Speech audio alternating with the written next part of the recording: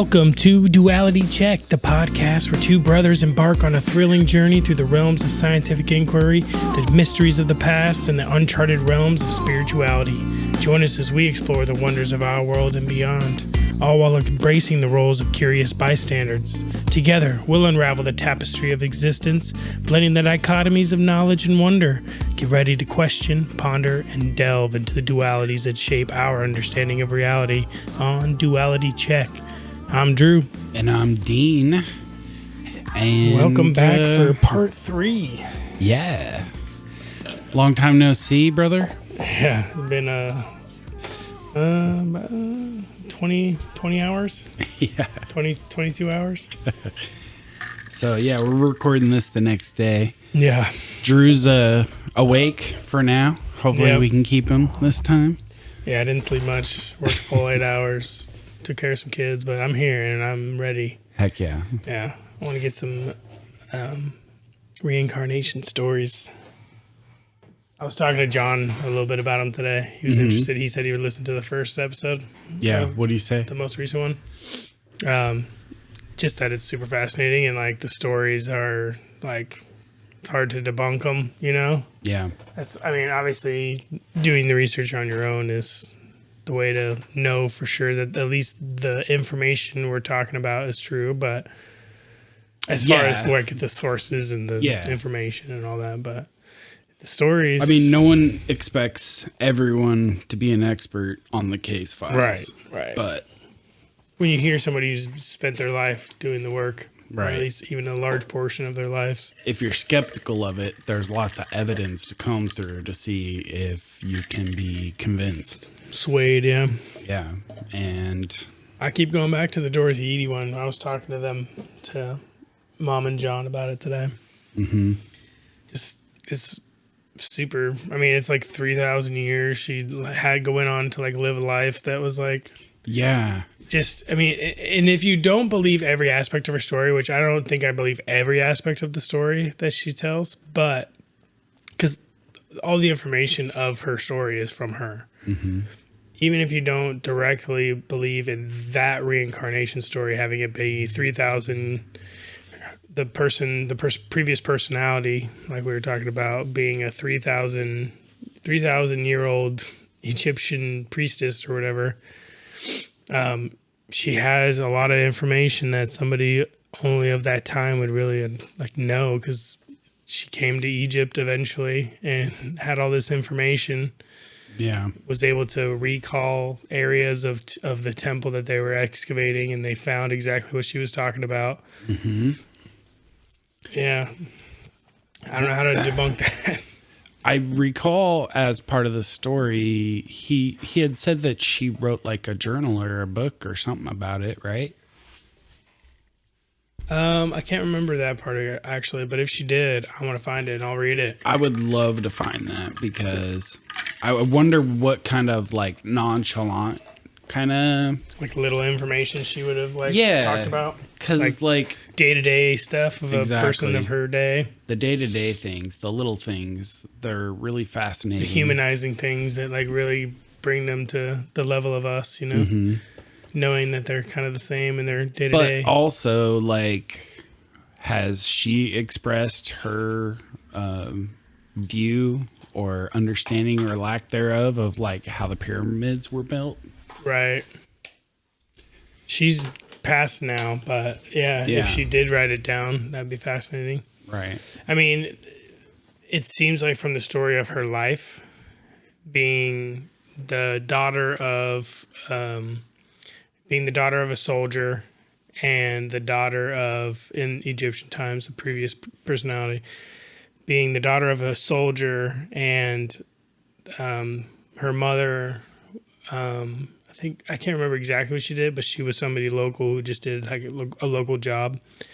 And she passed away and her father couldn't take care of her. So he left his daughter, I can't remember her name, I gotta look it up. With the temple or something. With the temple of Seti. That was where she was brought up to be. She was raised to be a priestess in the temple after her father gave her up to them. And then she had the choice when she turned like 16 or something to stay or to go off on her own and be completely on her own, and she could live her own life, away from the temple, or she could stay and be a priestess. Be a priestess.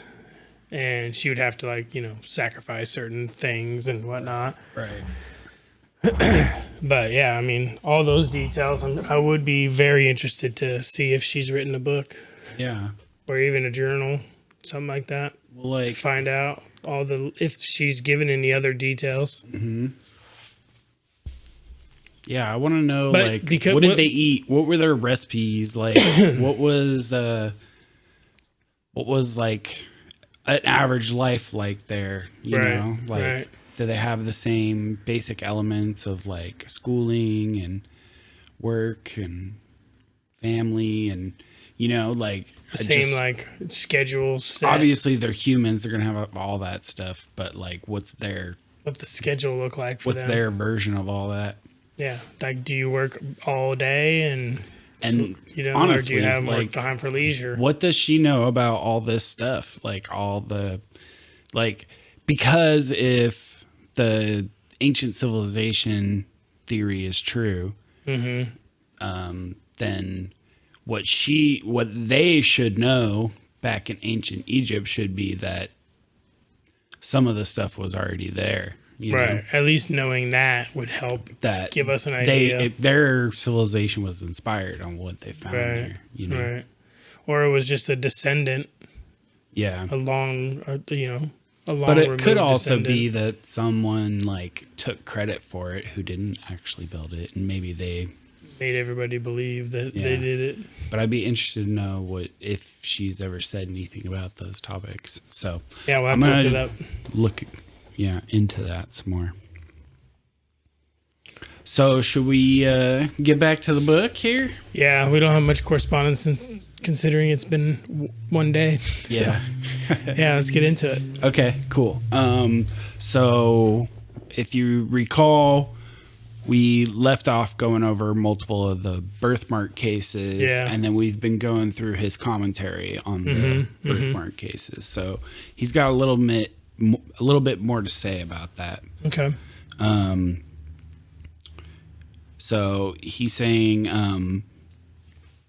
when we look into the cases in which the subject's family had never heard of the previous personality, a normal explanation gets even tougher. Indika Ishwara and Purnima Ekayanyake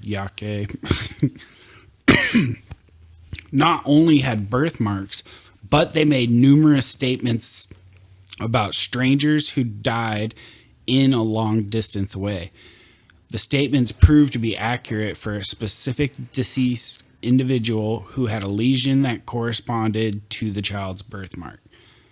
We can again fall back on coincidence as a way to explain the birthmarks, but then we have to explain the statements as well. Coincidence can only go so far, and in a case like Purnima's, in which she made 20 statements about the previous personality that included details about an incense maker being killed on a bicycle, and in which she had even named the correct brands of incense, ones that were not available locally. Right. Coincidence is really out.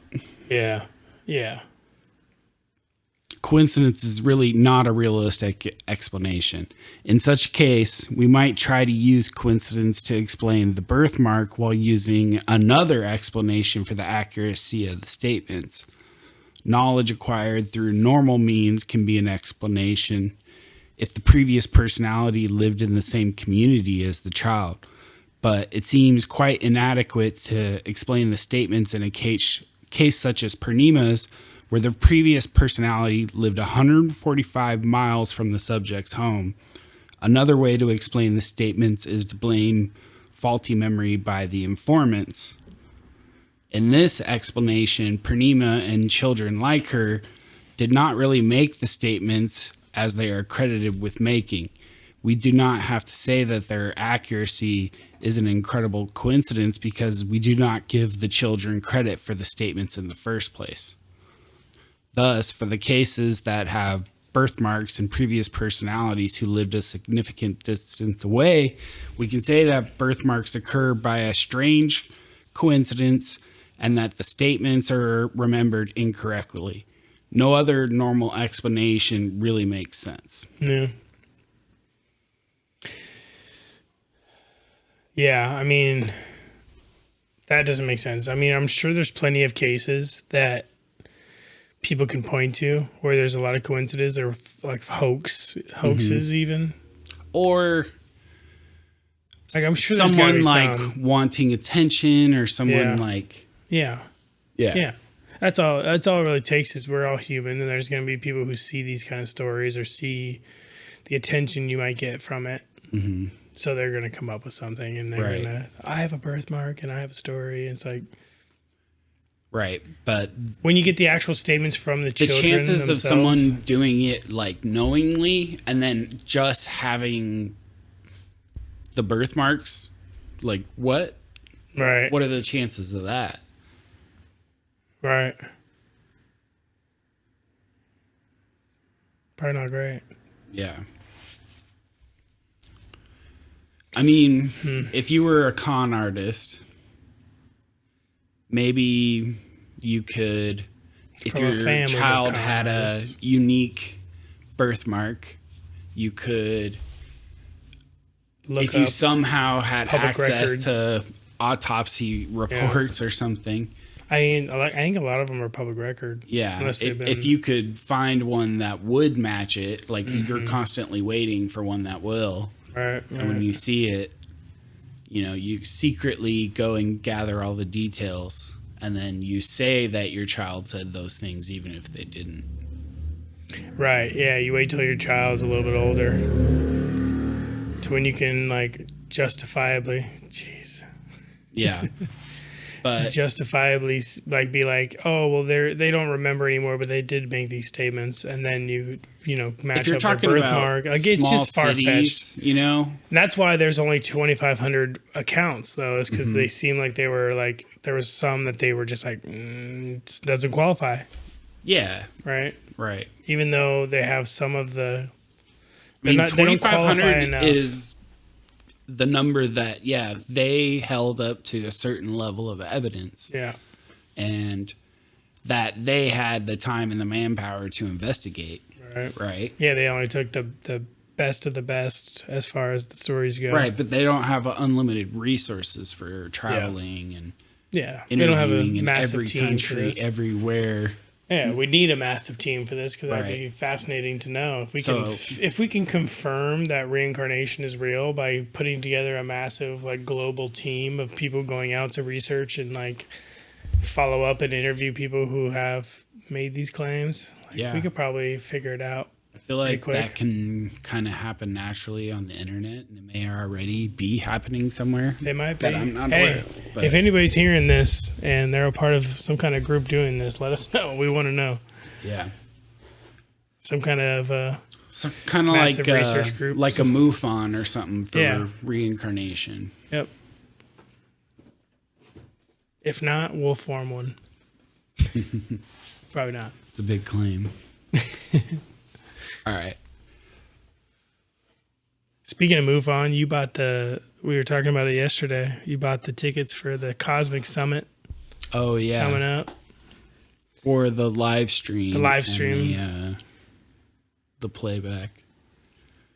So unfortunately we can't make it out there. But Yeah, but we want to in the future make it to one of these events. And anybody who's listening that hasn't heard of the Cosmic Summit, it's going to be a bunch of people that we've talked about, a bunch of people that we haven't talked about yet, and yeah. a lot of fascinating I'll leave speakers. a photo of the speakers and a link to the Cosmic Summit. Yeah, if you want to buy tickets and check it out. Yeah. But even if you can't go, you can buy the streaming. Live stream, yeah. And I believe they take chat questions to the panelists and stuff up there. Oh, sick. Through the live sick. stream chat. That's cool. Yeah. More things that came out of COVID, live streaming events. Right. Yeah. Not that it's like a new thing, but they live stream everything on TV. But The live events are cool, man. I really do want to get back out because the last Yeah, one I for went sure. to, I met the Brothers of the Serpent I know. there before I even knew who they were. Oh, really? We just started talking about the talks in there and about. Oh, wow. I knew you hung out with them. I thought you had known. I had just read The Immortality Key by Brian Murarescu. Yeah. And so I was talking about all that stuff that was in that book. And they hadn't read it yet, so we had a good conversation about that's it. It was cool. fun. Yeah. You saw Russ and Kyle? Yeah, and then what's his face? The organizer of the Cosmic Summit. Cosmic Tusk website. Oh, yeah. Yeah. I don't know who they are.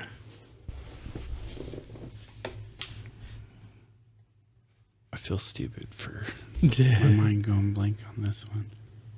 Yeah. George Howard. He's been intimately involved with the he was on Comic J.A. Jones Research too? Group. Yeah. He was. I have to watch that one. And he also went on that episode where Randall and the Tesla tech guy were supposed to go on Joe Rogan, and they had the episode they never released. Oh, you're talking about when Randall Carlson had them on? Yeah. And they had that whole conversation. They ended up not releasing it? Mm-hmm. Oh, okay. Did they actually have the... But George Howard was on that one. Oh, really? Unfortunately, they didn't release that one. I wonder if they will eventually. Anyway, George Howard's dope. Dude. Right. Okay, let's go back on to the into it, next yeah, chapter sorry. here. Derailed us a bit, but please go check out the Cosmic Summit. Yeah. Support them. There's no affiliate links here. We just want people to get involved and get the information. Mm-hmm. All right. Sujith Jayaratne, a boy from a suburb of the Sri Lankan capital, Colombo, began showing an intense fear of trucks and even the word lorry, a British word for truck, that has become part of the Sinhalese language. When he was only 8 months old, when he became old enough to talk, he said that he had lived in Gorakana, a village 7 miles away, and that he had died after being hit by a truck. He made numerous statements about that life. His great uncle, a monk at the nearby temple, heard some of them and mentioned Sujith to a younger monk at the temple. The story interested this monk, so he talked with Sujith, who was a little more than 2.5 years old at the time, about his memories, and then wrote up notes of the conversations before he attempted to verify any of the statements. His notes document that Sujith said that he was from Gorakana and lived in the section of Gorakawate, and that his father was named Jamis, and that he had a bad right eye, that he had attended the Kabul Iskole, which meant dilapidated school, and that he had a teacher named Francis there, and that he gave money to a woman named Kusuma, who prepared string hoppers, a type of food for him. He implied that he gave money to the Kale Pansala, or forest temple. He said 2 monks were there, one of whom was named Amitha. He said that his house was whitewashed, that its lavatory was beside a fence, and that he was bathed in cool water. Sujith also told his mother and grandmother a number of other things about the previous life that no one wrote down until after the previous personality had been identified. He said his name was Sammy, and he sometimes called himself Gorakana Sammy. Kusuma, the woman he had mentioned to the monk, was his younger sister's daughter, and she lived in Gorakana and had long, thick hair. He said that his wife's name was Maggie and that their daughter's name was Nandani. He had worked for the railways and had once climbed Adams Peak, a high mountain in central Sri Lanka. He transported arak, a liquor that was illegally traded, in a boat that had once capsized, causing him to lose his entire shipment of arak. He said that on the day he died, he and Maggie had quarreled. She left the house and he went out to the store. While he was crossing the road, a truck ran over him and he died. The young monk went to Gorakana to look for a family who had a deceased member whose life matched Sujith's statements. After some effort, he discovered that a 50-year-old man named Sammy Fernando, or Gorakana Sammy, as he was sometimes called, had died after being hit by a truck 6 months before Sujith was born. All of Sujith's statements proved to be correct for Sammy Fernando, except for his statement that he had died immediately when the truck hit him. Sammy Fernando died 1 to 2 hours after being admitted to a hospital following the incident. Yeah, I mean, his consciousness probably was, or he probably in some kind of comatose state, whether he's actually in a coma or right, just so injured that his consciousness was detached from what was going on physically anymore, that he just assumed he had died. Right. Yeah, he must have just got like knocked out of his body or something, Yeah. Because that would make sense if his memory is he got hit by the truck and died. Like, you're going to the hospital, you're just unconscious, getting worked on, and sure, you might have lived an hour, but an hour is not very long when you're unconscious and already fatally wounded. It's interesting, yeah. I imagine. Okay, so that was the only thing they said that was not right that he said. Okay. Once Sammy Fernando was identified as the previous personality, Sujith was able to recognize several people from Sammy's life and to comment on changes that had been made in the Fernando property. He made many recognitions when no witnesses outside the two families were present, but the monk heard him give the name of Sammy Fernando's nephew. Dr. Stevenson interviewed witnesses a year after Sammy Fernando had first been identified as the previous personality. He interviewed 35 people as part of his investigation of the case, including Sujith, who was still talking about the previous life at the age of 3.5. Dr. Stevenson discovered that though Sujith and Sammy's families had not known each other before the case developed, 2 people in Sujith's neighborhood had connections to Sammy Fernando. Sujith's family knew one of them, a former drinking buddy of Sammy's, slightly, and the other one, Sammy's younger sister, not at all. The family had no idea who Sujith was talking about until the monk went to Gorakana. In fact, neither Sujith's mother nor the monk had heard of Gorakana before the case developed, as it was a fairly small village some distance away from the Colombo area. Sujith displayed other behaviors along with the phobia of trucks that were consistent with Sammy Fernando's life. He would pretend to drink arak, and then he would act drunk. He also attempted to get arak from neighbors, including one who obliged him until his grandmother intervened. In addition, he tried to smoke cigarettes. No one in his family drank arak or smoked cigarettes, but Sammy Fernando consumed plenty of both. That's the previous personality's life? Sujith, or is that that's the Sammy Fernando, that's the previous personality. So he was a smoker and a drinker. But even though nobody else was? Well, no, the previous personality was a smoker and a drinker. And then Sujith, the boy, I see. No one in his family smoked or drank. He wanted to. But he wanted to. Interesting. And he would pretend to drink arak and act drunk. Wow. He was born 6 months after the other guy died, so that's pretty soon after. Wow. So you would think that, he would, and it's how long, so I know the story's going to continue, but how long does he continue to talk about this? I wonder. I don't know yet. You might tell us. Sujith also asked for spicy foods, Sammy Fernando frequently enjoyed one's one. That's a weirdly. Oh, I see. Sujith also asked for spicy foods Sammy Fernando frequently enjoyed, ones his family, who only ate them occasionally, would not normally have considered giving to a small child. In addition, he had a tendency as a toddler to be physically aggressive and to use obscenities, two habits that Sammy Fernando had demonstrated when he was intoxicated. By the time Sujith was 6 years old, he had stopped talking about Sammy Fernando's life and displayed less of the unusual behavior that he had shown earlier. He still continued to ask for Eric if he saw others drinking it.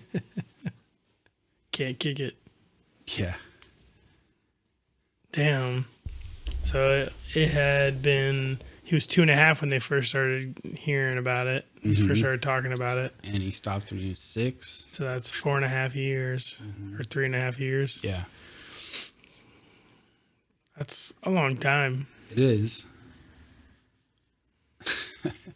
Asking for Eric the whole time, acting drunk when he doesn't have it, smoking. Yeah. So this one's kind of pointing out that there are connections between the two families that kind of could have been made, but it just seems unlikely.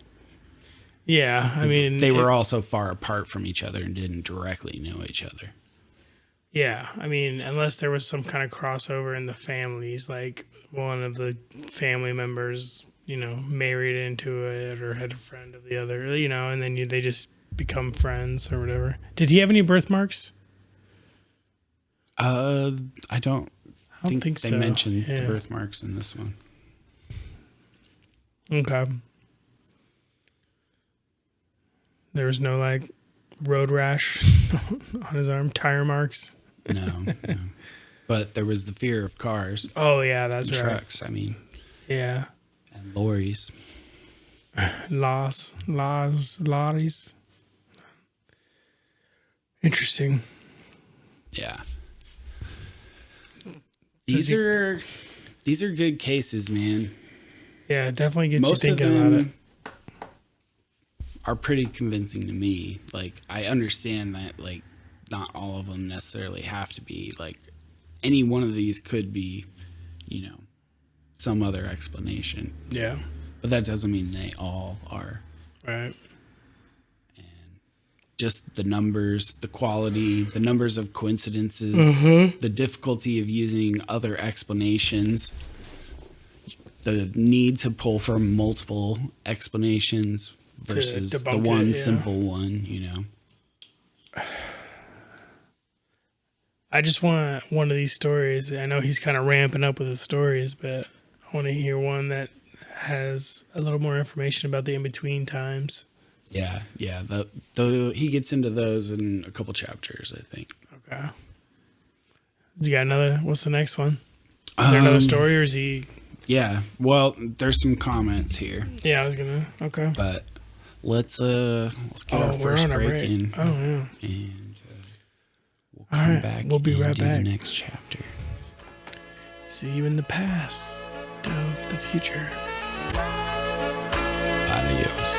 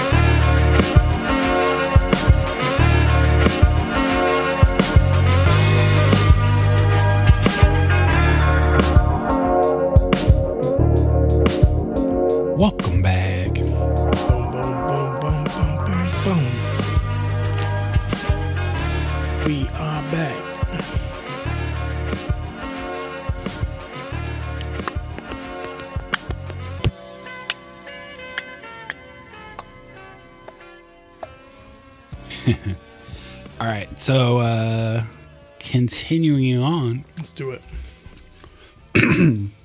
Sujith's case is also typical in that he stopped talking about the previous life by the time he was 6 years old. Most of the children stop by the age of 6 or 7. And not only do they stop talking about the previous life, they often deny any memories of it when asked. We might wonder why this would be. One possibility is that since this is the age when children generally start school, they may get more fully involved in this life and let their other memories go. More importantly, perhaps, this is the age when all children lose most of their early childhood memories. A toddler can know a family friend, but if that friend moves away, the child will often have no memory of the person by the age of 6 or 7. Yeah. This has been called early childhood amnesia. And though the reasons for it may be debatable, the phenomenon unquestionably occurs. Yeah. We would logically expect children with apparent past life memories to lose those memories at the same age. Otherwise, we would wonder how children would keep memories older than the ones they had lost. Right? Because their past life memories should be older and even harder to access than... Yeah. It's almost like if there was an architect to all this reincarnation and life and everything, like that, it's kind of a built-in mechanism to, even though reincarnation is real, to not muddy the water of each individual life by like remembering each life from past. Like, you imagine like having all of the pressures of your life, of all your previous lives on top of what you are already living with, you know, like Right. not even just the pressures, but all the memories and all of the, like, it would be hard to remember everything and like yearn for it, especially for loved ones and all these things. Like that would be difficult. So it's almost like the whole early childhood amnesia thing and losing your early childhood memories is kind of like a way for the mind to start new. Right. And maybe the soul or whatever is, you know, choosing to remember or to not remember. Right. Yeah. And maybe kind of the whole point of starting a new life is that it's a new life. You know? Mm-hmm. And maybe it's a journey for your soul to get to that point, because sometimes, like with Dorothy Eady, never let go of it. Spent her whole life chasing it and going after it. So her soul had something to accomplish, clearly, and it didn't want to forget the previous life, even though it was 3,000 years ago. Can you imagine, like, what went on in between that for that to happen, like to come back 3,000 years later and still want to finish something that happened then? I don't know. I mean, I guess time is irrelevant, you know, when you get to these kind of topics, but like, who knows how it feels to spend 3,000 years in the afterlife? Yeah, I mean, especially so maybe it doesn't feel like anything at all. I don't know. Yeah, maybe truly is just kind of a blackout state, and you wait till the curtains open again for your new life. I mean, that doesn't necessarily like mesh with the near-death experiences, and stuff like that. But you know what Mom brought up to me today? She brought up that we should look into, in the course of doing this reincarnation stuff, is past life regressions. And like the study of those and how people can be hypnotized, and like one of our aunts does past life regressions. Might be interesting to have her on. That would be cool. Or have her write it in something and we can respond to it or something, you know? Yeah. But having her on would be cool. Yeah. Talk to her about it.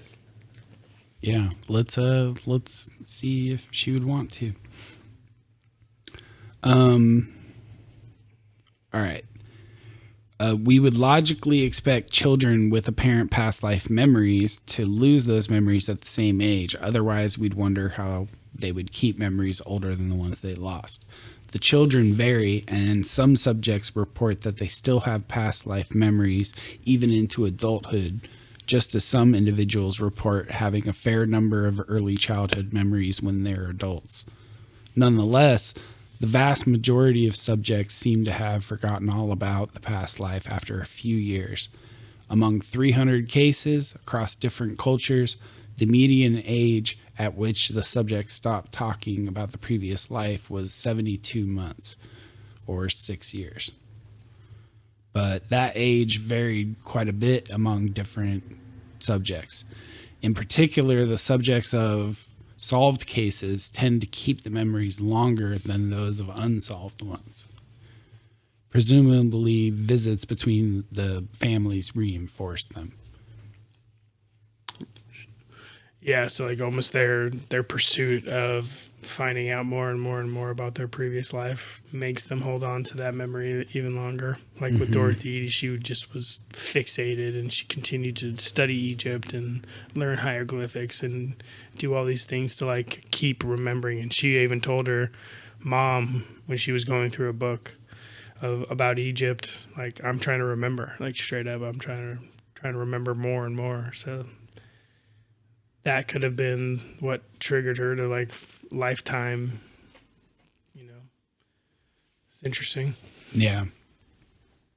It's hard to know the difference between like, are you dreaming or fantasizing something, or are you remembering? So like in the case of like regressions, I would have a hard time judging for myself whether, you know, like sometimes you're not even sure where it comes from, you know. Anyway. So that's why he addresses that in this too. Like that's kind of his commentary. And he says that's why when in the study of reincarnation, they typically focus on these early childhood cases, because a lot of them can be verified, whereas there's no verification of the difference between like, that we talked about. But for regressions, you don't have that same ability to check all the facts necessarily. Yeah, true. I mean, depending on how far back it is. Right. Yeah, I mean, the thing that confirmed Dorothy Eady stuff, in a sense, like there was nothing that specifically confirmed her stuff, but it's just the amount of knowledge she had of the area and all the things she was able to recall. I wonder, because he doesn't address this, I wonder if someone else has a book on this topic where, like, for regressions, if anyone's ever used it to, like, expand a past life memory, like, for these children. Oh. And if they were able to pull extra details that were verifiable. But the problem with that is, they're children. If the case is already solved by the time you're looking into it, then you have no way to verify that it isn't something that they've learned since. Because once it's solved, they can get whatever information they want. Right. Yeah, I mean, not necessarily all the information they want. You still need to get the small details of that person's intimate life. But even then, you'd still need somebody to corroborate it to really confirm it. So it would have to be something that you can get from somewhere else, unless that person is also dead, which means you can't confirm it. So, yeah, I guess it doesn't matter. But these childhood cases, they're stronger in the sense that they're coming from a child, and some of these are documented really well. Not all of them, but yeah, and it's like it would be very abrupt and very discerning. I don't know which word I'm trying to use. Anyway, if your kid just starts talking about a previous life, like it would be, and like can name all these things, culture, and like it would be like startling. It would be startling. to be like, well, what do I do? Like, what, like, is this? Are you scared? Like, what's going on? Like, is this bad? What's going? Yeah. But it would be interesting. Like, I was talking about it with my wife about the episode, and I was talking about how I was talking about to her how we were talking about the birthmarks and how Sawyer has one and stuff. She's like, and then I was telling her a little bit about, like, the cases that we were talking about and how, a lot of these kids may have died horribly, or not the kids, but the previous lives may have had some kind of trauma in their death, obviously, but instead of dying peacefully in their sleep, she was like, I don't want that to happen. I don't want him to get hurt. I was like, no, I understand. That's an understandable viewpoint for sure. No one would wish for that. But yeah, it's a previous life, and if your kid's not like freaking out or scared, or obviously some of these cases would be hard because they have phobias. And I want to say I remember, but I don't recall off the top of my head. But I wonder if some of the birthmarks match up to injuries sustained before the victim or before the previous personality died. Yeah, I think we talked about that a little bit. I think that was the case in a couple of these, but I can't recall off the top of my head right now. Yeah, I think there was one where they had one of the birthmarks was from a previous injury, but then they had died not too long after. Right. But that injury was very it was like a big injury on their body somewhere, and it stuck with them, and that was the birthmark, even though it wasn't like what killed them. Right. Yeah, I do remember you were telling that. I think it was yesterday, maybe even the first time. And so that's interesting too, because some of them don't have to be from like a tragic death, which is at least comforting. Yeah, a little bit more comforting. Yeah. But anyway, Sawyer's is a heart shape, so maybe it's just they used ash. Ooh, it was an experimental birthmark, and not a traumatic birthmark. Right. From an injury. Right. Somebody just drew a heart on him, which is comforting. That's more comforting. Yeah. Somebody loved him in his previous life. That's great.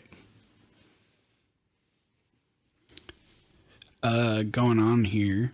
One way that Sujith's case is different from most of the others is that a written record of his statements was made before his previous personality was identified. Say that one more time, sorry.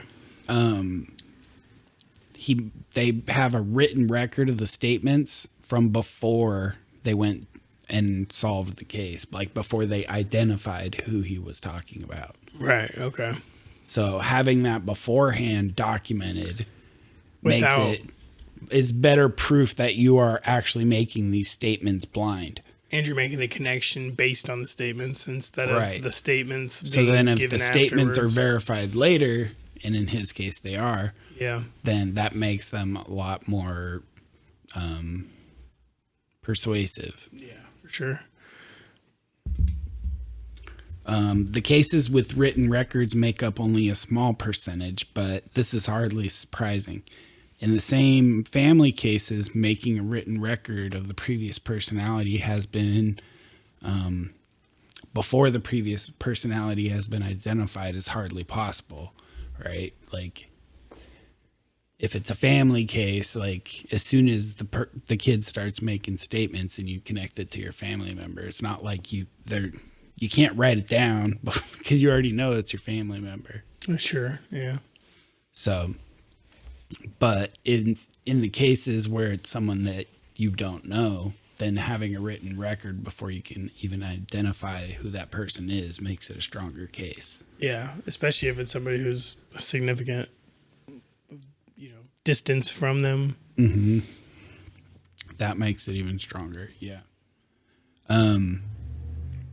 These cases are usually ones in which the families are trying to satisfy themselves that a child is the rebirth of a specific previous personality, but they're not particularly interested in establishing proof for others to see. They might remember what the child said and may discuss it with others, but they usually don't write down the statements. A number of cases in our research with written records, 33 at last count, seems minute compared to the number of cases overall. Yeah. Collecting 33 cases in which written records document accurate statements that a child made about a past life is noteworthy. For sure. However, regardless of how many other cases without written records have been found, and we can review a couple more of them. Sweet. You got one? Is it that one's queued up? Next case. So this is the case of Kumkum Verma. Kumkum Verma, a girl in India, began talking about a previous life at the age of 3.5. She said that she had lived in Darbhanga, a city of 200,000 people that was 25 miles away from her village, and that Urdu Bazaar was the name of the section of the city where she had been. Her father, an educated man who was a landowner, homeopathic physician, and author, did not know anyone in Urdu Bazaar, a commercial district where artisans, craftsmen, and other small businesses lived. Kumkum asked her family to call her Sunari, which means beautiful, and made many statements about the previous life. Her aunt made notes of some of them 6 months before anyone tried to identify the previous personality. Dr. Stevenson, who met Kumkum's family when she was 9, obtained an English translation of extracts of the notes, but he was unable to get the complete notebook. But it had been lost after being loaned to someone. The extracts listed 18 statements that Kumkum made that all proved to be correct for the previous personality, including the name of Urdu Bazaar, her son's name, the fact that she worked with a hammer, her grandson's name, the name of the town where her father lived, the location of his home near mango orchards, the presence of a pond at her house. She had correctly stated that she had an iron safe at her house, a sword hanging near her cot, and a snake near the safe to which she fed milk. I was just going to say, who loans out a notepad full of... They said they loaned it to somebody. Maybe someone was interested in the case. Never got it back. Yeah. Seems weird to do, but okay. Yeah. They only got a few statements out of it. Right. Yeah. How many did they say there? 18 or something statements? 18. Yeah, 18 statements. Kumkum's father eventually talked about her statements to a friend who lived in Darbhanga. That friend had an employee from Urdu Bazaar section of the city who was able to identify the previous personality. Sunari, or Sundari Mystery, whom Kumkum seemed to be describing, the previous personality's family belonged to a relatively low artisan class and would have been quite unlikely to have social contact with the family with the education and social status of Dr. Verma's family. In fact, they had little contact even after the case developed. The previous personality's grandson visited Kumkum's family twice. Dr. Verma went to Urdu Bazaar once to meet the previous personality's family, but he never allowed Kumkum to go. Apparently, he was not proud of his daughter's claim to have been a blacksmith's wife in her previous life. One interesting note is that Kumkum said that she died during an altercation and that her stepson's wife had poisoned her. Wow. That's how she died? Yeah. Sundari, who died quite unexpectedly 5 years before Kumkum was born, was preparing to be a witness for her son in his suit against her second husband, involving the son's belief that his stepfather had misappropriated his deceased father's money. When she died,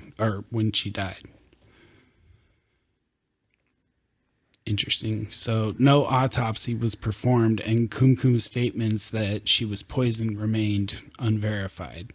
Also of note, Kumkum spoke with an accent different from that of her family. The family associated it with the lower classes of Darbanga and reported that in addition, Kumkum used some unusual expressions that seemed related to the lower classes as well. Interesting. They had that much of a difference of slang. Yeah. What time is it? Did it say anything about when this was?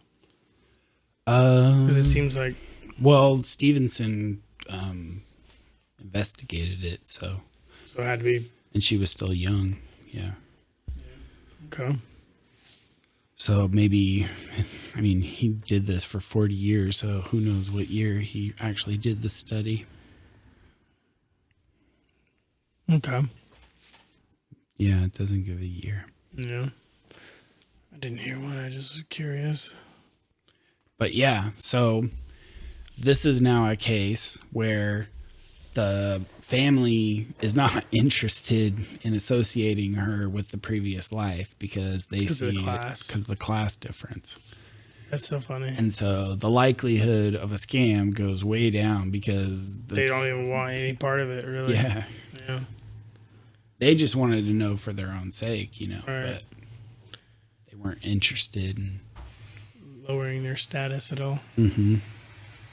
That seems like, damn, my fridge is loud. It seems like they have put a lot of emphasis on their classes. Yeah, I mean, they're classes. One of those. What country is that? India. Yeah. There's definitely class systems going on there. It's a different way of organizing society. It feels weird to us out here, but we kind of have it too. Yeah. Yeah, I mean... We got different groups of people who would try not to associate with each other. That's true. Yeah. Some that see themselves as higher than everyone else. That's true. But anyway, that's an interesting wrinkle because, yeah, that kind of changes the motivation of it being a scam. Yeah, so who did the investigation? Was it Ian Stevenson that put them together, or was it something No, else? He got there after she was like 9. Okay, so but it's still something that they were willing to talk about. Yeah. Yeah, they were willing to years later participate in the research for the sake of science, you know. Sure. That's good. We need more people to do that. Here we go. We got another one. The case of Ratana Wongsombat. Ratana was born in Bangkok in 1964. Her adoptive father meditated once a week at the Wat Mahatat, a large temple with more than 300 monks on the other side of Bangkok from the family's home. Ratana began asking to go there. When she was 14 months old, her father took her for the first time. Well, when they were there, she seemed to show knowledge of the buildings. After they returned home, her father asked her where she had been before this life. She began talking about a previous life at that point and eventually told the following story. She had been a Chinese woman named Kim Lan and had stayed at the temple where she lived in a green hut with a nun named Mei Chan. After eventually being driven from there, she moved to the district of Bangkok named Banglampu. She said that she had only one daughter who lived in Kim Lan's hometown, which she named Kin Lan. In the hometown, which she named, and Kin Lan had returned there at the end of her life, where she died after surgery. Ratana expressed displeasure that after she died as Kin Lan, her ashes had been scattered rather than buried. Can you imagine hearing that?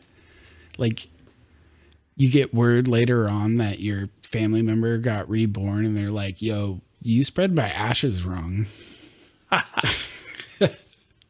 Yeah, that would be tough. Like, That's not what I asked for. I told Rachel they have these things where you can put yourself into a tree.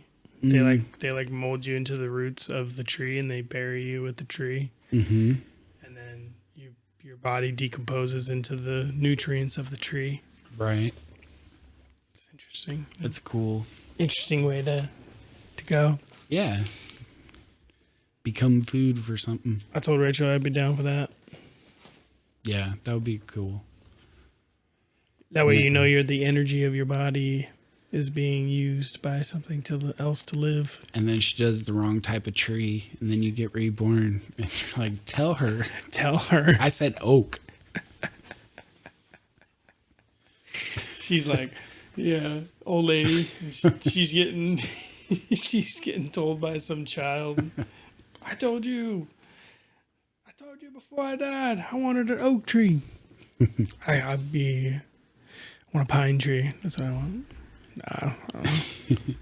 Ratana's father was not familiar with a woman named Kim Lan, and he apparently made no immediate attempts to verify Ratana's statements. When Ratana was 2 years old, he again took her to the temple. When they passed a large group of nuns there, Ratana appeared to recognize one and called out, "Mei Chan," to her. The nun did not respond to her, but Ratana told her father that she had lived with that nun in her previous life. Ratana's father returned to the temple a few days later and spoke with the nun. Her name was Mei Chan Sulipat. Mei Chi is honorific for nuns in Thailand, meaning mother nun, but some people, including the previous personality, called her Mei Chan. She confirmed that almost all of the statements that Ratana had made, including all the ones listed in this summary, were correct for the life of Kim Lan Prayun Supamatir, who died 1.5 years before Ratana was born. Kim Lan's daughter also confirmed Ratana's statements, including even the matter of her remains. Kim Lan had wanted her ashes to be buried under Bo tree at the temple complex, but when her daughter tried to honor her wish, the roots of the tree were so extensive that she ended up spreading the ashes rather than burying them. Getting reprimanded for that. I know, it's kind of funny.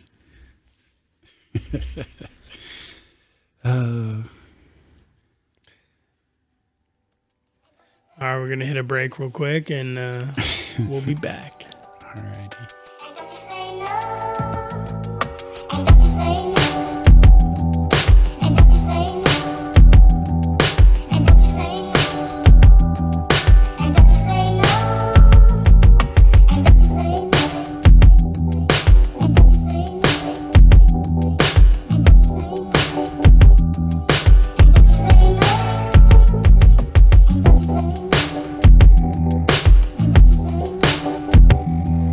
no.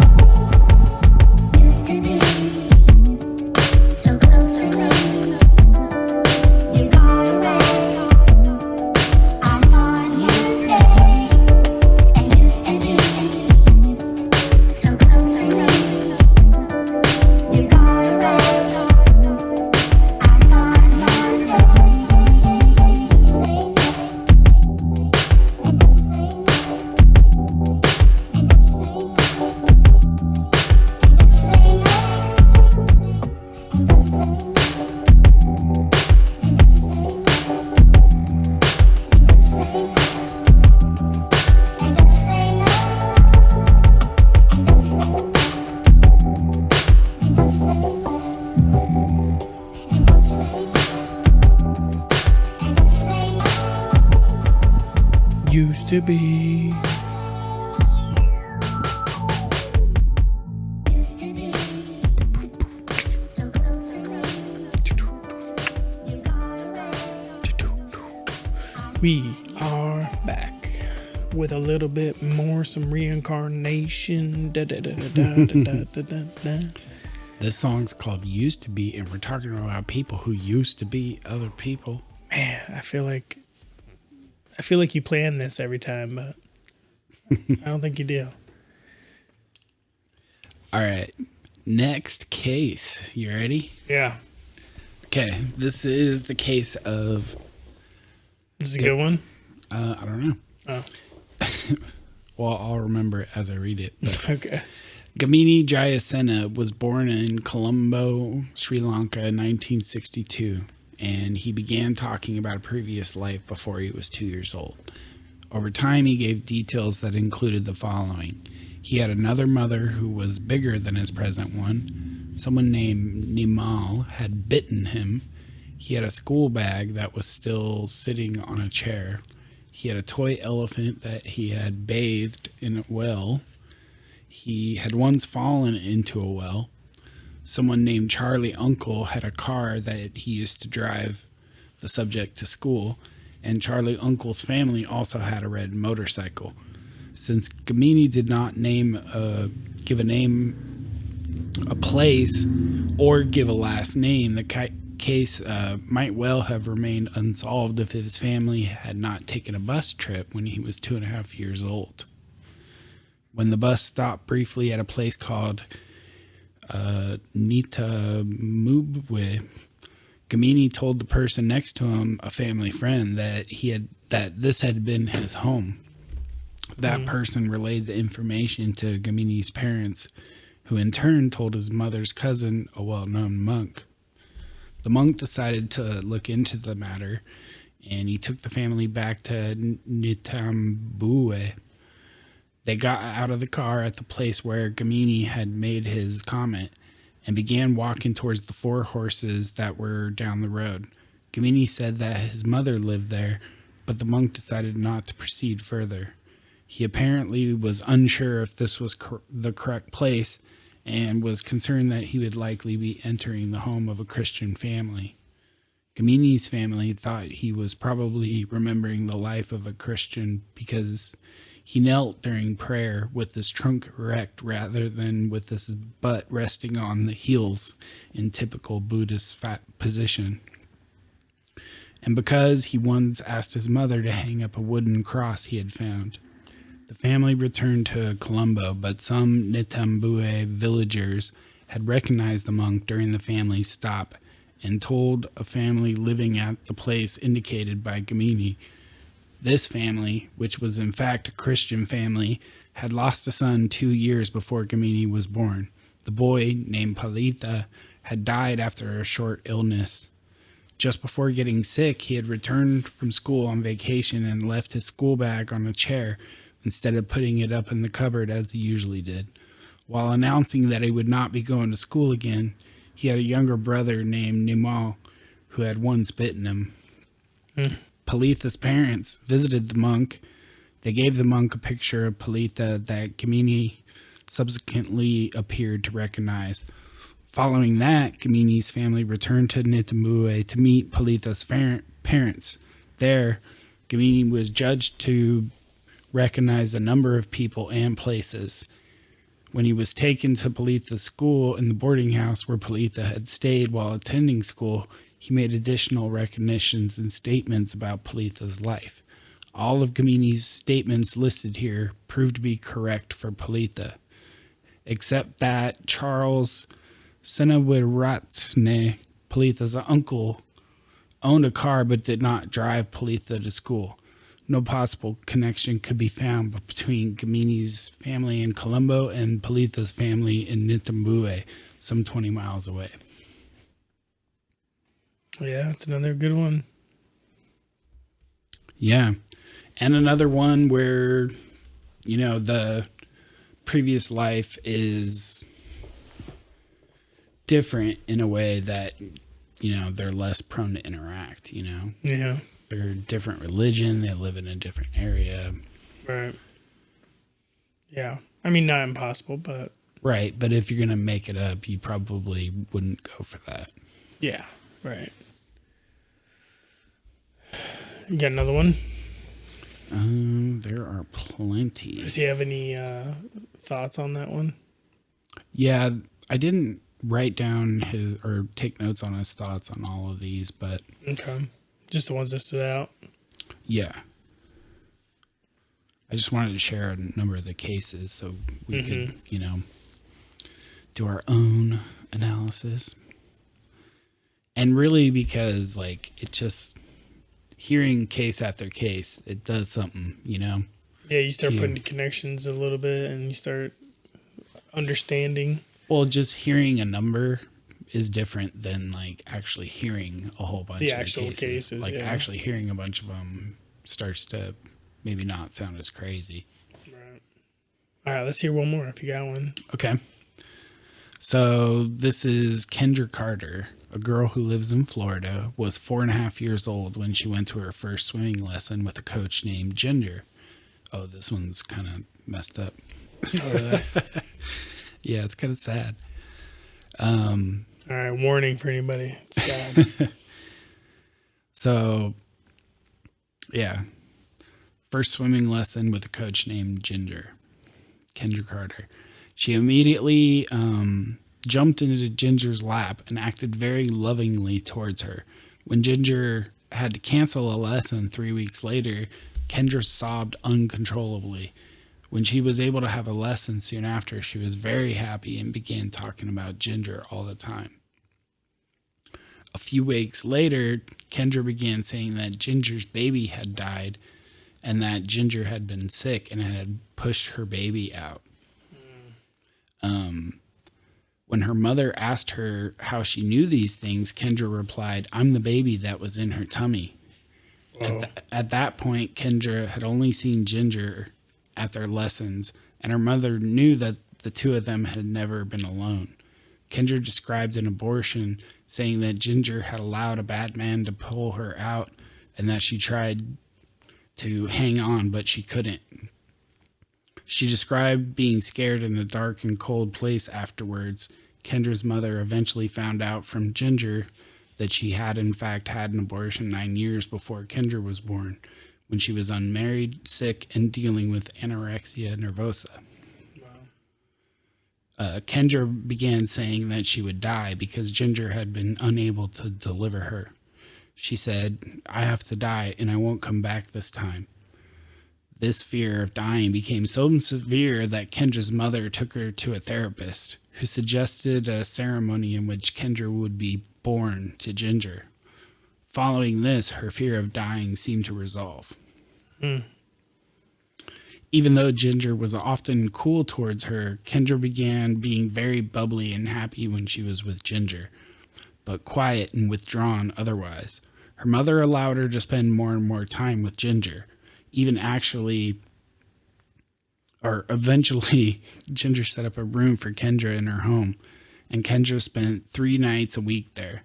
Kendra's absences were hard for her mother, but she permitted them because Kendra's wish to be with Ginger was so intense. Unfortunately, Ginger and Kendra's mother eventually had a falling out, and Ginger said that she did not want to see Kendra anymore. Following this, Kendra did not speak for 4.5 months. She showed no interest in activities, ate little, slept a lot. At the end of that time, Ginger met with Kendra for 2 hours. During this meeting, Kendra talked again for the first time when she told Ginger that she loved her. Ginger began calling Kendra again, but Kendra did not feel comfortable going to her home. Kendra slowly began talking more and began participating in more activities. Kendra's mother found all of this was very troubling. Her daughter's struggle with the situation upset her, and the possibility of reincarnation troubled her as well. She attended a conservative Christian church, and she felt that she was committing a sin by merely buying a book on reincarnation during Kendra's troubles. She decided that perhaps Kendra's spirit had been looking for another body after Ginger's abortion, but she did not accept the idea that reincarnation is a process that normally occurs. This case presents us with a number of perplexing questions. Why would a 4-year-old girl think that she had been involved in an abortion? What caused her to develop the idea of reincarnation when she was being raised by a mother who could not even consider the possibility? Yeah. And why did she become so emotionally attached to a woman who was often not very warm toward her? Yeah, that's oof. That is sad. Yeah. And That must have been so crazy as like a parent to go through. I couldn't imagine that. Yeah. That would be hard. Right? You want the child to be happy. Like the fact that they go so far as to not talk for 4.5 months. That's insane. Yeah. And then you got to think about Ginger, the swim coach or whatever, How hard that must be for her. like dealing with going through the abortion and all that, and then having to face what is this, the reincarnated soul, Right. your aborted daughter. There must be like super like intense feelings of, must just feel super tragic.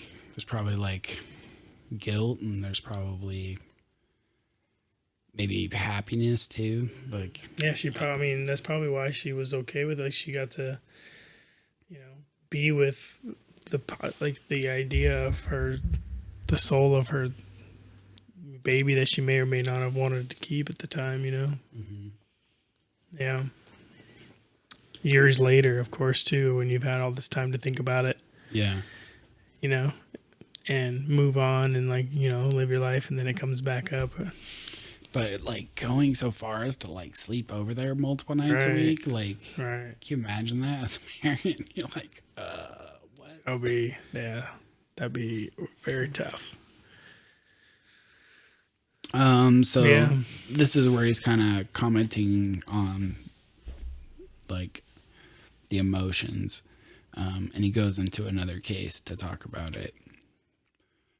Sukla Gupta in India is another subject who showed great emotion. She was less than 2 years old when she began the habit of cradling a block of wood or a pillow and calling it Minu. She said that Minu was her daughter, and that during the next 3 years she gradually spoke more about the previous life. She gave a number of details, including the name of a section of a village 11 miles away. A woman there who had an infant daughter named Minu had died 6 years before Sukla was born and was identified as the previous personality. When Sukla was 5 years old, her family went to meet the family of the previous personality. She cried when she met Minu, then 11 years old, and she appeared affectionate and maternal towards her. At one point, the previous personality's cousins tested Sukla by telling her falsely that Minu was sick with a high fever. Sukla began to weep, and she could not be comforted for some time. In another instance, Minu was actually sick, and when Sukla learned the news, she began crying and demanding to be taken to her. She remained agitated until the next day when her family took her to see Minu, who had improved by then. Sukla also appeared deferential toward the previous personality's husband. After they met, she longed for him to visit her. He did so weekly for about a year until his second wife complained about the visits, and he began to visit less frequently. Sukla talked less about the previous life after the age of 7, and she also gradually lost her feelings of attachment towards the previous personality's husband and Minu. By the time she was an early teen, she complained that they were pestering her when they came to visit. The feelings of the subjects do not always diminish over time, and at least one subject, Mong Ai Kiao in Myanmar, grew up to marry the widow of the previous personality. Oh, wow.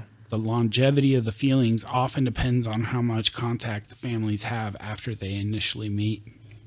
Many of the families become quite friendly, with frequent visits, at least initially, but some are resistant, This resistance may relate to the previous family's occasional concern that the subject's family is looking for gifts from them, or feeling that the subject's family, that the child may become too attached to the previous one. Significant socioeconomic distance between the families can also produce awkwardness at times. Yeah, that's Yeah. Ending up marrying the previous personality's husband, that's kind of weird. that is weird. That happened in this case? I thought that was just a... No, that was just another Okay. one he talked about. Oh, okay. No, for Sukla, she wanted to keep visiting with the previous personality's husband. But then eventually faded their feelings or whatever. Yeah. And by the time she was a teenager, she was complaining about them visiting. So, Because they kept visiting even though... right. Even though she didn't remember anymore. And she's like, dude, leave me alone. Yeah. I don't remember what you're talking about anymore. I don't Right. have those same feelings. But it would probably be hard for them because they got a glimpse of their, person they loved. Yeah. So this is in a section called Unacquired Tastes. Dr. Stevenson, with some recent additions by Dr. Keel, has collected 24 cases of Burmese children who reported being Japanese soldiers killed in Burma during World War II. None of the children has given enough specific details to identify a previous personality in Japan, but the children's behavior has often been quite distinctive, including food preferences. A number of these children complain about the spicy Burmese food and prefer sweet foods and raw or partially cooked fish.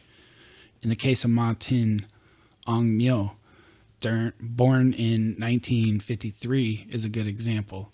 During her pregnancy, her mother dreamed 3 times that a Japanese army cook whom she had known during the Japanese army's occupation of Burma followed her and said that he wanted to come and stay with her family.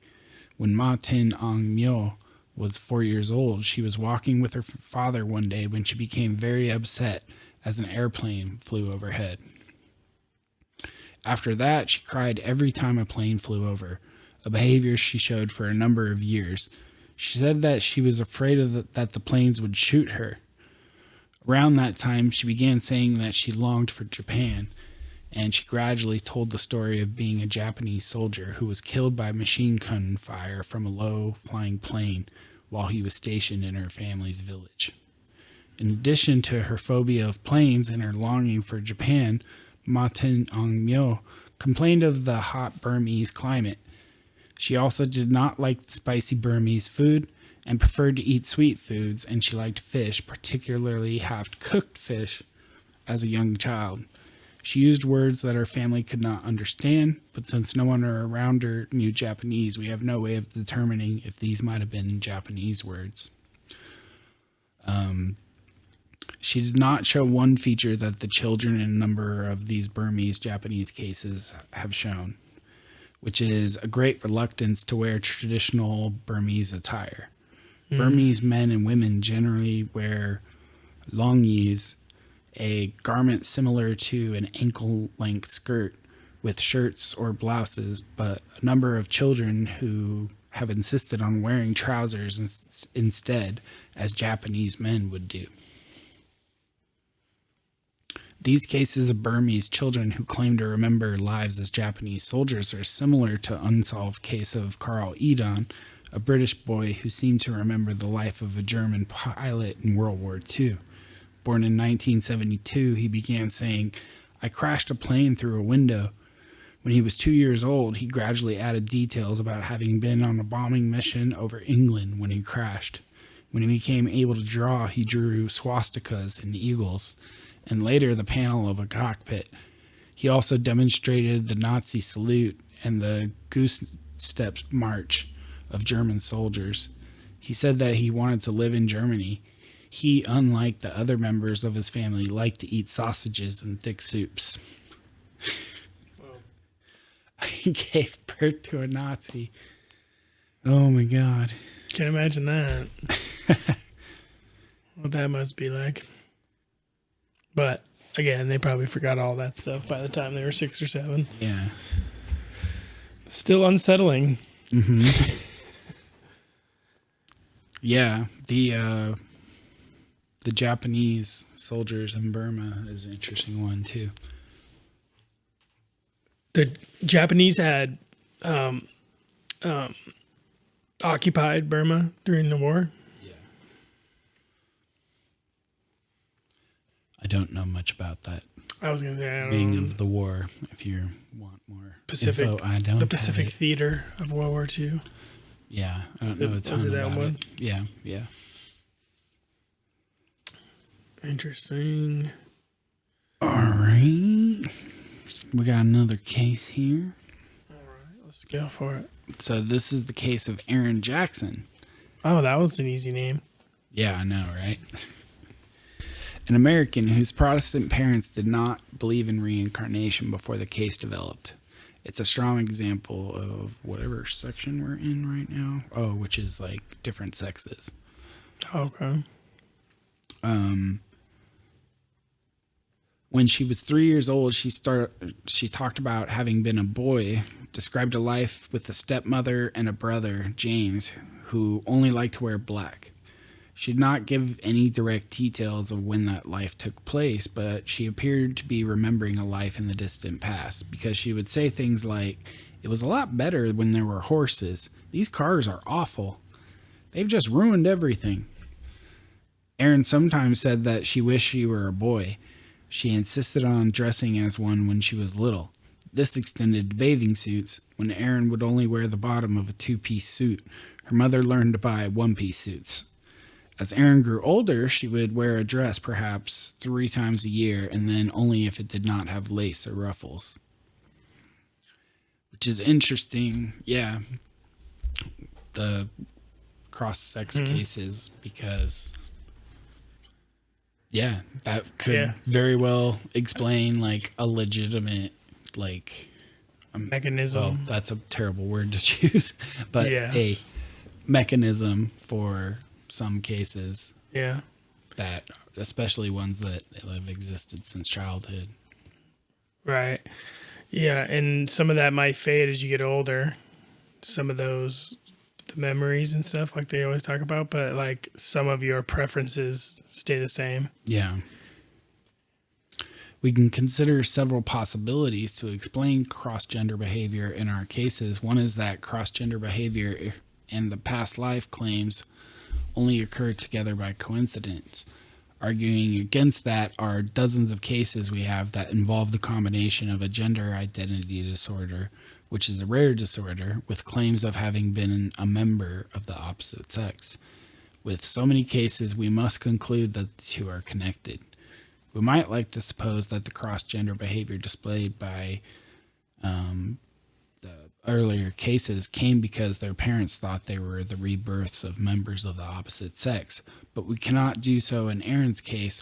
Her parents did not expect her to be the rebirth of anyone, and her talk of having been a boy, which occurred in combination with her boyish behavior, obviously came as a complete surprise.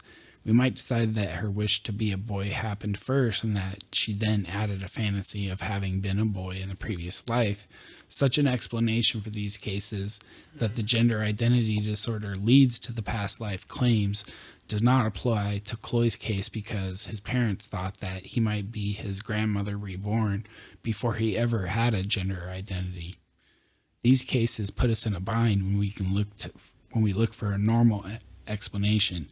In Erin's case, we might like to blame the cross-gender wishes for producing the past life beliefs, while in Chloe's case, we would be more inclined to blame the past life beliefs for producing the cross-gender behavior. Yeah. Yeah, and it seems like it's probably in some of these cross-gender cases, some are more strongly, like more pronounced. Yeah. Like the fact that they have like preferences that they want, and not just remembering, oh, I was a girl, and like, you know, I did this, and this, but like not still like preferring to continue doing the things you did in your previous life. Mm-hmm. Not that it wouldn't make sense, but Yeah. That's interesting. The next one is a twins one. I wonder if it's that twins one you asked about at the beginning, the first episode. We'll see. oh, maybe. I think he does, maybe a couple cases, of twins here. Okay.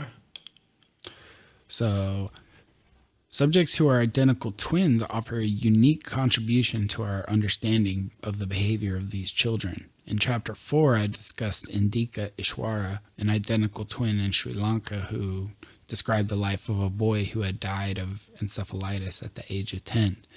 Indika's twin brother, Kakshappa, also claimed to remember a previous life. He spoke of it before Indika did, claiming that the police had shot him. Judging from other statements he made, his family decided he was talking about the life of an insurgent who died during an uprising in Sri Lanka in 1971. The family laughed at these claims, and he soon stopped making them. The twins showed some differences in temperament and behavior. Indika, who remembered the life of a schoolboy, tended to be gentle and calm, while Kakshappa, who recalled the life of an insurgent, presented himself as being tough and tended to be hostile and aggressive. Indika was religious as a young child, as his previous personality was, but Kakshappa was not. Indika was more intelligent and was interested and successful in his schoolwork, while Kakshappa did poorly in school. Indika's features even matched those of the boy whose life he appeared to remember. The parents noticed that the difference in their personalities lessened as they grew older. How do we explain the differences that they showed initially? Their statements about the previous lives seem to have come too late to cause their parents to interact with them in a manner that would produce the differences. As some twins develop, they show contrasting interests that emphasize each child's uniqueness. In this case, the way that the differences began early and lessened over time is more consistent with an inborn factor than with an environmental one. But we cannot use this normal explanation of inborn differences since the boys are identical twins. If the differences that were present initially were due to carryover from previous lives, then the fact that they lessened suggests that either the effect from the previous lives naturally dissipated over time, or that the experience in the current life gradually had a larger and larger effect on the boys. Yeah, I wonder if it's possible to, like, if you were one soul and you wanted to reincarnate, and you could split your spirit into two bodies and you can have, like, be a twin. Yeah, that's interesting. So it's really like the same person, but able to be experienced. So then it would be environmental factors that created the changes later. But so like you would be basically the same soul, but as time went on and you forgot your and maybe that explains the cases of twins who like describe themselves as like being the half of a whole with their sibling. Not all twins are that close though. Right. Which is interesting too. Yeah, that somebody needs to study that. Yeah. I'm sure somebody did. I wonder if, like, let's say in the process of reincarnation, like you inhabit the fetus, if the fetus splits into twins, because that's where identical twins are, right? Yep. It's when the egg splits during the division. Like if the soul was already in there and then it split, like would that be that example? That case, yeah. Or would one of them be like up and available for a new spirit to claim or move into? Yeah, so you'd like when you have fraternal twins that are just two eggs that both get. Isn't that how it is? Yeah, when there's two different eggs. Yeah. When you get fraternal twins. Mm-hmm. And that would be maybe because there's two vessels, there's two souls, two different souls going in there, and they have completely different past lives from. Yeah. They're strangers to each other. They just Their souls are strangers to each other. occupied the same womb to be born, Right. but they're from different pasts. Yeah, their past lives would be strangers to each other, but obviously as they grow up. Yeah. Interesting to. All right, here's another twin case. Okay. Gillian and Jennifer Pollack, born in Hexham, Northumberland, England, in 1958, form another interesting case involving identical twins. Their older sister, Joanna and Jacqueline, these are the ones that... Yeah, I think that, yeah. Yeah. So Gillian and Jennifer are the twins, okay. Their older sisters, Joanna and Jacqueline, had been killed a year and a half before the twins were born, when a car struck them as they were walking to church. When their mother became pregnant with Gillian and Jennifer, their father, who, unlike their mother, believed in reincarnation, stated confidently that the two deceased girls were going to be reborn as twins. Despite the obstetrician's statement that only one fetus was present. When the twins were born, their parents noticed two birthmarks on Jennifer, the younger twin, that matched two marks that had been present on Jacqueline, the younger of the deceased girls. One matched a birthmark that Jacqueline had on her hip, and the other matched a scar that Jacqueline had received when she fell in a bucket and cut her forehead. Gillian was the older of the twins and had no birthmarks. The family moved from Hexham when the twins were 9 months old. When they were 3 years old, they began talking about their older sisters, and in particular, their mother overheard them several times discussing details of the accident in which their sisters were killed. In addition, their parents had packed toys of the other girls away when they were killed, but later got two dolls out. When the twins saw them, Gillian claimed the doll that had belonged to Joanna, the oldest sister, while Jennifer claimed the Jacqueline's doll. They said that Santa Claus had given them the dolls and that their older sisters, in fact, had received them as Christmas presents. In addition, when Gillian saw a toy clothes ringer that had been a Christmas gift of Joanna's, she said, "Look, there's my toy ringer," and stated that Santa Claus had given it to her. One day, Gillian pointed to the birthmark on Jennifer's forehead and said, "That's the mark Jennifer got when she fell in a bucket." When Jennifer had not had an accident producing the mark, Jacqueline had indeed fallen on a bucket, receiving an injury that required stitches and produced permanent scar. At another time, when their father was painting, he wore a smock their mother had previously used when the girls were alive. Jennifer saw it and asked, "Why were you wearing Mommy's coat?" When her father asked her how she knew that it was her mother's, she correctly responded that her mother had worn the smock when delivering milk. When the twins were 4 years old, the family returned to Hexham for the first time to visit for the day. As the family walked along a road near a park where the girls had frequently played, the twins said that they wanted to go across the road to the swings in the park. Neither the swings nor even the park was visible when they said this. Oh, wow. In addition to Jennifer's birthmarks and the twins' statements, the girls also demonstrated behaviors consistent with the lives of their older sisters. Gillian tended to mother Jennifer, who accepted her leadership, just as Joanna, who had tended to mother Jacqueline, who was 5 years younger. In addition, when the twins learned to write around the age of 4.5, Gillian immediately held a pencil between her thumb and fingers, but Jennifer held a pencil upright in her fist. Jacqueline, who was 6 years old when she was killed, had persisted in holding her pencil this way despite her teacher's best efforts to get her to hold it properly. Jennifer eventually learned the correct grip when she was 7, but she lapsed into using the previous one at times, even as an adult. Since she and Gillian were identical twins in the same environment, this difference is puzzling. The obvious weakness of this case is the father's conviction before the twins were even born that they were a reincarnation of their sisters. It may have increased the connections he thought he observed, and even the twins' propensity to talk about the sisters, though it clearly did not cause Jennifer's birthmarks.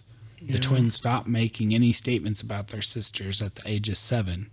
Their mother, who had not believed in reincarnation initially, by then was convinced by their statements, birthmarks, and behaviors that they were their deceased sisters reborn, sharing the belief that their father had voiced while they were still in the womb. It's like what they call the dreams. The announcing dreams. It's like an announcing dream, but out loud. Yeah. Just announced it, and just an announcing statement. Yeah. So Take he it easy, analyzes this one a little bit, and then maybe we can wrap up after that. Yep. Explaining the behavioral differences in our identical twin subjects is a significant challenge. The two cases I presented show that not only do the identical twin subjects show these differences, but the differences are quite consistent with the previous lives the children describe. The cases of twins bring up the issue of what contributes to personality. In general, scientists have assumed that individual differences of any kind are due to genetic or environmental factors. In child development, the degree of influence of genetics versus environment is controversial. But temperament is one useful concept of the biological factors that contribute to personality differences. Temperament refers to how individuals perform behaviors as opposed to why they perform them, which is motivation, or what they perform, which is the ability. Biological factors like temperament interact with environmental factors to produce the various personality differences in individuals. In temperament, the temperament shown early in childhood tends to be stable, but as the child ages, temperament characteristics can change. When we consider identical twins, we're dealing with two individuals who have the same genetic makeup. As expected, identical twins show a great deal of similarity in temperament, much more so than fraternal twins, but the similarity is not 100%, since temperament is thought to be biological dimension. The differences in identical twins becomes difficult to explain because their genetic makeup is identical. To explain personality differences in identical twins, we must consider environmental factors. Most twins have the same general environment, but perhaps parents respond uniquely to each twin and produce differences that way. In addition, these cases suggest that, along with heredity and environment, we should consider the idea that differences may be caused by what the consciousness brings to a new life. No. Yeah, that's a good analysis of that. Yeah, the twins ones is fascinating. I like talking about the twins ones. Yeah, because I mean he is right. When you have identical twins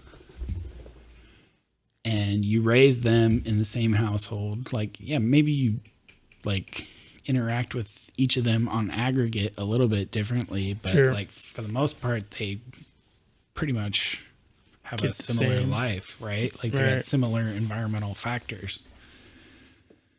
So big personality differences can be weird to try and explain.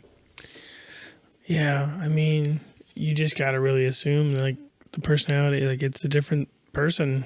Just they are genetically the same, but that gives more credence to the fact that there is a soul and that there is this thing that's outside of the genetics of it all that has some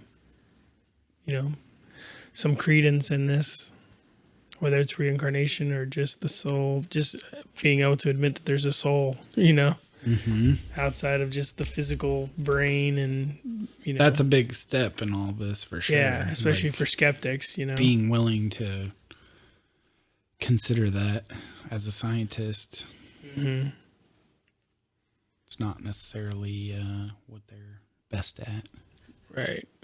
So Depends on the scientists, not all of them. Yeah, we need more scientists, though, that are willing materialists. to be open-minded to things that they cannot prove I mean, and help this- that could help their research. I think there are plenty. I just think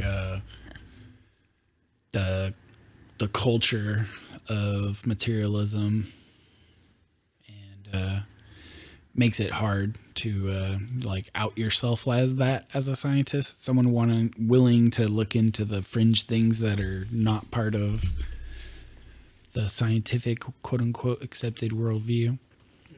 So it does take some courage, I think, but I think there are already plenty of scientists who do study stuff outside of that. And as they claim is true, like you hear some people claim to like in arguing with Graham that like, dude, if we found some stuff like that, like I would be so excited. Like, I would want to put it out there.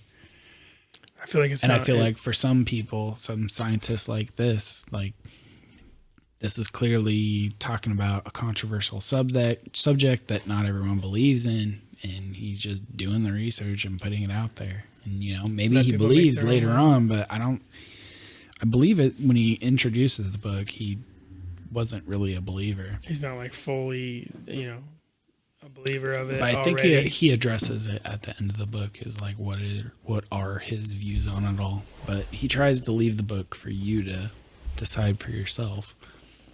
while still giving his analysis of each case and stuff. It's cool to have so many cases that he's able to analyze and cut and slice it in all these different ways, like to zoom in on twins, zoom in on birthmark cases, Right, zoom and in also on bring up older cases with during them. documentation, right? He's been able to categorize it and like catalog it so that Mm-hmm. he can pull it and have sections of certain types of reincarnation cases. Yeah. Yeah, this is definitely a good book. Are we gonna need a part 4 and 5 and 6? We are Halfway. halfway, but I don't know how much. I think I highlighted more early than later, Okay. so we'll see. I'm down for part 4 though. All right. I don't think this will be another secret history in length. Right. We could probably finish it with part 4 then. Yeah. Give me enough time to. We could probably, especially with our new tools of reading and highlighting and notating, I'll be able to knock out a good section of secret history, so we can go over that soon too. Cool. The next part. So that's it for thanks for today. listening, people. We'll be back Yeah. with Follow more us, next week. like, subscribe on YouTube, and follow us on Facebook and Instagram. We usually put out the announcement that the episode's live Tuesday morning, and it goes live on all the podcast platforms. You can get our link tree out of our Instagram bio, or we post it on Facebook after each or during each episode.